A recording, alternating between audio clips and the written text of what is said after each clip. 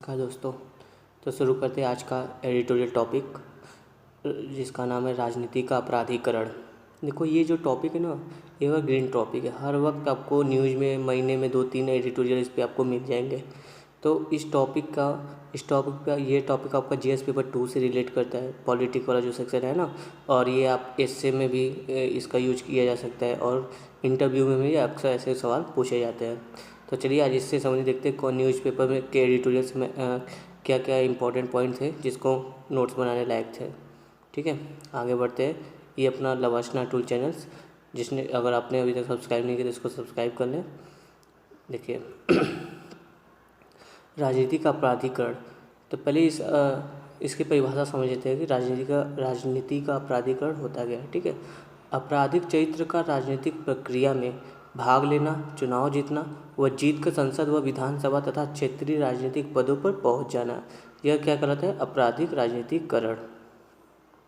राजनीति का अपराधीकरण। तो अब कुछ राजनीति के अपराधीकरण की स्थिति लोकसभा चुनाव में देख लेते हैं कि अभी पिछले कुछ चुनावों से अब तक क्या स्थिति रही है राजनीति के अपराधीकरण की हमारे लोकसभा में। तो 2004 से डेटा है। 2004 से अगर हम देखें तो 2004 में 24% जो सांसद चुने गए थे वो आपराधिक पृष्ठभूमि से थे। 2009 में ये आंकड़ा बढ़कर 30% हो गया। 2014 में 34% और 2019 में यह 43% तक यह आंकड़ा पहुंच चुका है। मतलब यूँ कह सकते हैं आप, जितने हमारे सांसद हैं लगभग आधे से थोड़े से कम जो सांसद हैं वो आपराधिक पृष्ठभूमि से हैं। ठीक है, और एक आंकड़ा ये भी है, 2009 की तुलना में 2019 में जघन्य अपराधिक मतलब ऐसे अपराध जैसे जिसमें हत्या, बलात्कार, किसी को अगवा करना, ऐसी चीज़ें हों, ऐसे सांसदों की संख्या 2009 से की तुलना में 2019 में दोगुनी हो चुकी है या दोगुनी से भी ज़्यादा है। तो आप समझ सकते हो कितनी बड़ी प्रॉब्लम वाली बात है। ये तो मान लो हम लोग संसद की बात की। अब देखते हैं राज्य के जो विधायक हैं उनकी बात करें तो एक आंकड़ा के अनुसार औसतन 2013 में जितने पूरे भारत के राज्यों के जो विधायक थे लगभग 30% विधायक ऐसे थे जो आपराधिक पृष्ठभूमि से थे, और 2018 में 36%, इनकी संख्या 30 से बढ़कर 36 हो गई, जो दागी पृष्ठभूमि के विधायक थे, चुनकर आए थे हमारे विधानसभा में। ये आंकड़े हमारे राजनीति के अपराधीकरण के बढ़ते स्वरूप को स्पष्ट रूप से दर्शाता है। देख रहे हो ना, जैसे कि आप 2004 में 24% था, 2019 में 43% तक हो गया है। ठीक है, अब देखते हैं इस पर सर्वोच्च न्यायालय ने क्या कुछ दिशा निर्देश जारी किया है।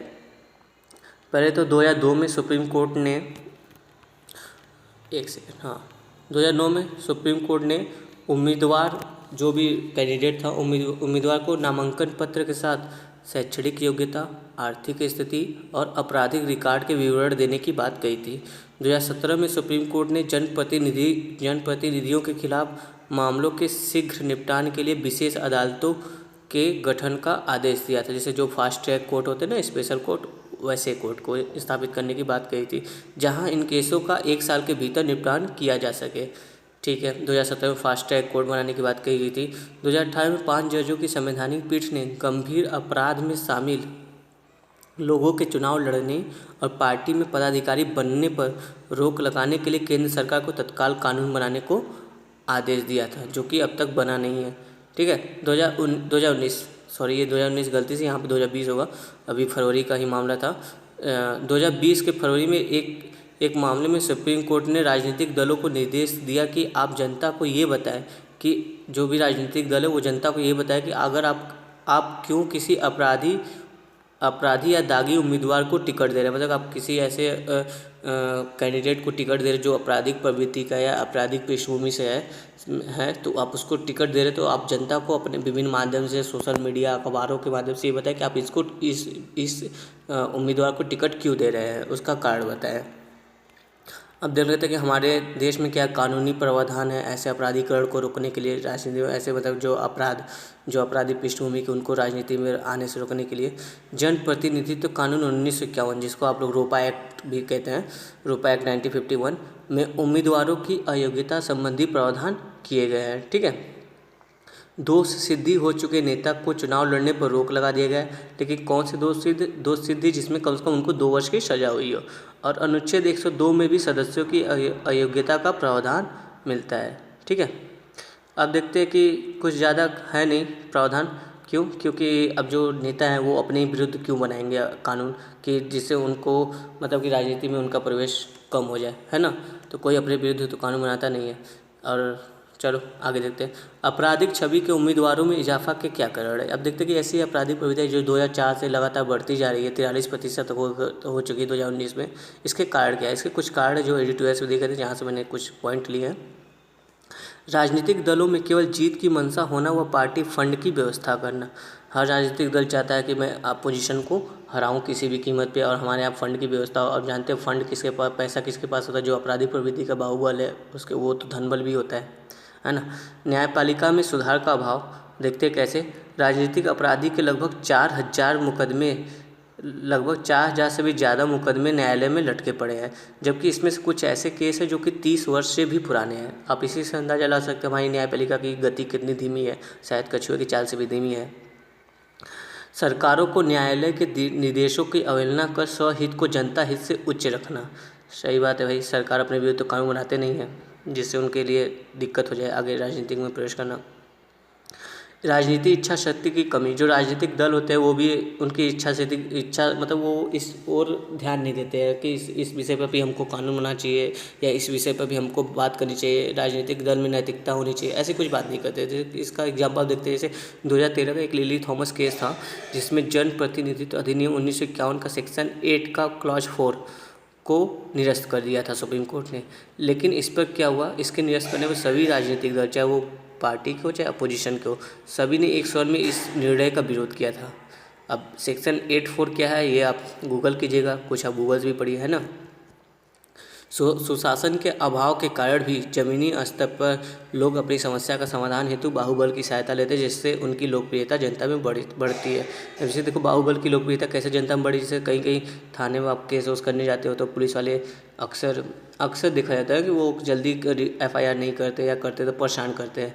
तो उस समय उस तत्वाधान में क्या होता है कि लोग अपने क्षेत्र के जो भी बाहुबल होते हैं उनसे अपनी सहायता लेने के लिए चले जाते हैं, और वो उनकी मदद, छोटे मोटी मदद कर देते हैं, जिससे उनकी लोकप्रियता उस क्षेत्र में उनके लोगों के लिए बढ़ जाती है।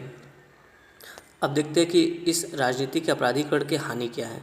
अपराधियों के संसद विधानसभा में पहुंचने से उनके जुर्म को एक छत्र छाया मिल जाएगा, तथा अपने शक्ति के दुरुपयोग से आपराधिक प्रवृत्ति के कानूनों को बढ़ावा मिलेगा। इससे सामाजिक अव्यवस्था बढ़ेगी व न्याय सुनिश्चय में बाधित होगा। ठीक है, ऐसे लोगों का ध्यान सुशासन व जनता हित न होकर स्वहित सर्वोपरि होता है।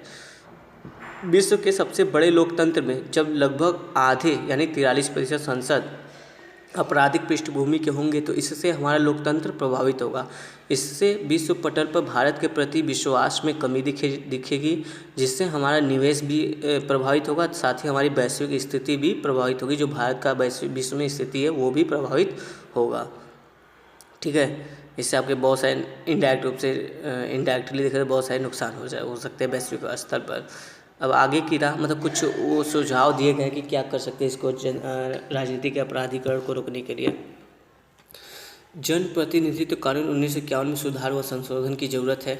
सुप्रीम कोर्ट के निर्देशों को मानते हुए राजनीतिक दलों पर भी अंकुश लगाने की जरूरत है। सुप्रीम कोर्ट जो भी गाइडलाइन जारी करी उसको लागू कर राजनीतिक दलों पर भी अंकुश लगाना कि ऐसे ही किसी को भी मतलब उम्मीदवार ना चुने। संविधान का अनुच्छेद 102 जो सदस्यों की अयोग्यता की बात करता है उसमें भी संशोधन की आवश्यकता है, ताकि राजनीति के आपराधिक पृष्ठभूमि वाले लोगों की सदस्यता को रोकी जा सके। नेक्स्ट पॉइंट, सरकार द्वारा इन केसों के निपटान हेतु 12 फास्ट ट्रैक कोर्ट की स्थापना की रूपरेखा तैयार की गई है, जो 2017 की सुप्रीम कोर्ट ने अपने निर्देश दिए थे उस आधार पर। ठीक है, परंतु लंबित मामलों जैसे देख रहे हैं 4,000 से भी अधिक ऐसे राजनीतिक अपराधीकरण के केस लंबित पड़े हैं, तो इनको देखते हुए इनकी संख्या में बढ़ोतरी करने की आवश्यकता है, क्योंकि 12 फास्ट ट्रैक से बहुत लंबा टाइम फिल हो जाएगा ना, कम से कम 30-25 या हर स्टेट में एक ऐसा कुछ होना चाहिए। अब अटॉर्नी जनरल जो वेणुगोपाल हमारे थे उन्होंने क्या कहा था, अगर फास्ट ट्रैक भी 1 साल के भीतर अपना निर्णय नहीं सुना पाती है तो ऐसी स्थिति में ऐसे उम्मीदवार को चुनाव लड़ने से रोक दिया जाए जब तक कि कोई निर्णय ना आ जाए। ये एक अच्छा कदम हो सकता है। इससे क्या होगा, जो फास्ट ट्रैक के जो जजमेंट है वो भी जल्दी 1 साल में पूरे हो जाएंगे। नेक्स्ट देखते हैं नोटा। जो 2013 में इंट्रोड्यूस किया गया था हमारे लोकसभा चुनाव में, नोटा को भी एक उम्मीदवार की तरह लाने की ज़रूरत है। चुनाव आयोग अगर इस पर काम करेगा तो चुनाव आयोग को चाहिए कि जो नोटा है उसको एक कैंडिडेट की तरह देखे। ठीक है, अगर किसी चुनाव या चुनावी क्षेत्र में या चुनाव में नोटा को ज़्यादा मत हासिल होते हैं तो वहाँ पुनः चुनाव कराया जाए। वह इस बार पहले के उम्मीदवार जो शामिल थे उनको अगले चुनाव में उन उम्मीदवारों को शामिल न किया जाए। साथ ही चुनाव आयोग को भी राजनीतिक दलों को इस विषय में दिशा निर्देश जारी करने की आवश्यकता है। अगर संसद लगातार सुप्रीम कोर्ट के निर्देशों का अनदेखा कर रही है, अब कानून नहीं बना रही है इसके पक्ष में, तो सुप्रीम कोर्ट भी अनुच्छेद 142 के तहत पूर्ण न्याय सुनिश्चित के लिए न्यायिक सक्रियता का प्रयोग कर सकता है। जैसा कि अतीत में उसने कई मुद्दों पर कानून बनाया, जैसे कि दिल्ली प्रदूषण पर भी सुप्रीम कोर्ट ने कानून बनाया था। इसी तरह कई चीज़ों पर जो है कि सुप्रीम कोर्ट ने समय समय पर अच्छी दिशा में कानून बनाई है न्यायिक सक्रियता का प्रयोग करके। उसी तरह राजनीति के अपराधीकरण को रोकने हेतु भी कानून बनाया जा सकता है। आगे देखते कंक्लूजन कैसे करें इसका। महात्मा गांधी का मानना था कि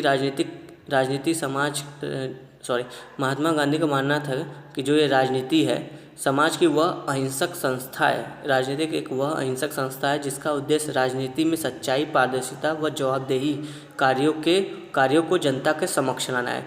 आज राजनीति के अपराधीकरण व हिंसक स्वरूप में गांधी जी के इस विचार की नितांत आवश्यकता है ना। देख रहे कितने अपराध बढ़ गए, और गांधी जी हमारे जो अहिंसक थे वो तो कभी नहीं चाहते थे कि इस तरह का राजनीति हो। तो ठीक है, आज के लिए इतना ही।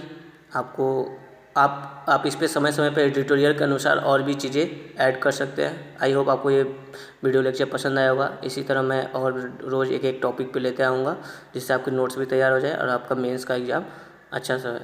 तो अगर आपको पसंद आए तो लवस्ना टूल्स चैनल को सब्सक्राइब करें, लाइक करें, कमेंट करें। धन्यवाद।